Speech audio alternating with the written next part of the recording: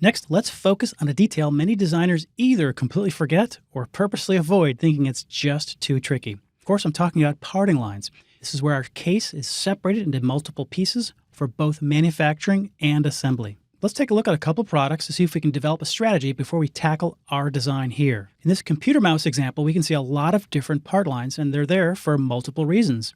Not just molding and separation, but also sometimes different materials or things that need to move or open. This car is another great example of seams and body panels that most people don't even notice. This probably has 12 to 15 separate pieces of sheet metal, maybe even more, but the end result is something that is still very striking and aerodynamic. So part lines a lot of times can help add contour or visual interest to products. Let's check a couple diagrams here to see if we can determine our strategy now before we get to the product. Ideally, the part line will go straight across and the two parts will be allowed to separate.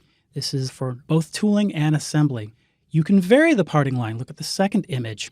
So it actually changes direction, but we always try to cross at 90 degrees when we exit.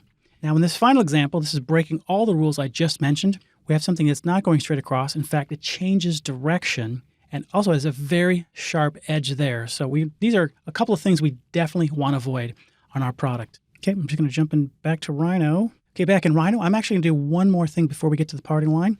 I'm going to select the model. I'm going to hit Control-C for copy, Control-V for paste, and then I'm going to take the result and put it on this storage layer I've already created. So you can right-click there, change object layer. So we're back with the original, but we have a backup copy on a separate layer that's turned off and out of the way. This can be a really useful tip when you're making large changes to the model, and you want to have the ability to go backwards in time without having to open up other files. Let's zoom in and take a look. I've already got two of these lines drawn. So you can draw one and offset it or make a copy, depends on its shape. Let's take a look at the right view. I'm going to double click on the viewport label here. And we can kind of see the path that these two are taking. I do recommend you draw two curves or just draw one with an offset so we get both sides of the parting line. So in this view, it should be obvious. We're going to grab both of those curves and do a simple project. That'd be on the curve menu, curve from objects, and then project surfaces is just the case itself. Right click to accept. Let's go back to the perspective viewport and check out the results. Double click on each viewport label to jump around. So there is the parting line going around. So it looks pretty clean. I don't see any problems. I just always like to do a little double check here. Let's go ahead and split this. Split command on the main toolbar here. We're going to split the case, right click to accept, and then pick both curves. Since they look like they're touching everywhere, that should work. Okay, let's zoom in here just to verify. I'm going to try to pick that little piece that's floating in between. That looks good, and it goes all the way around.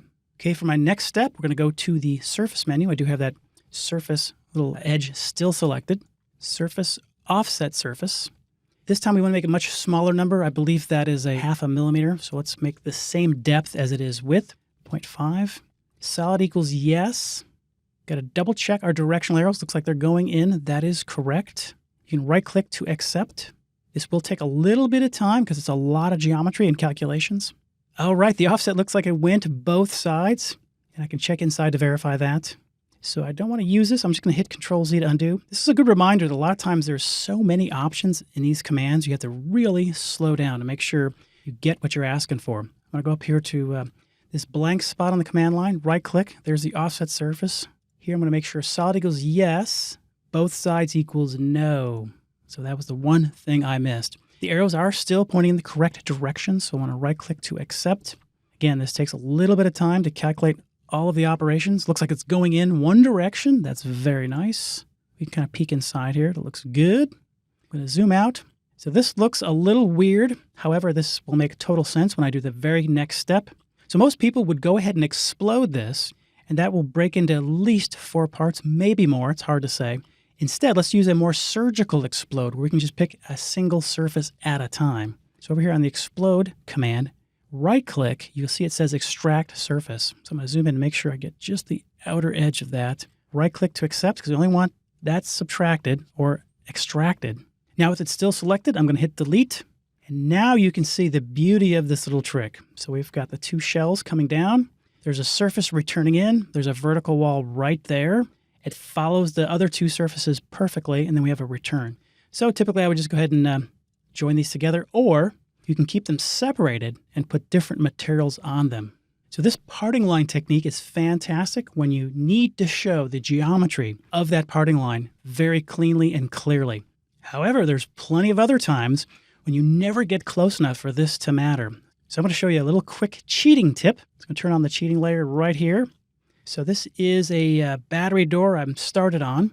These are some curves I've projected over. So I haven't been split out yet.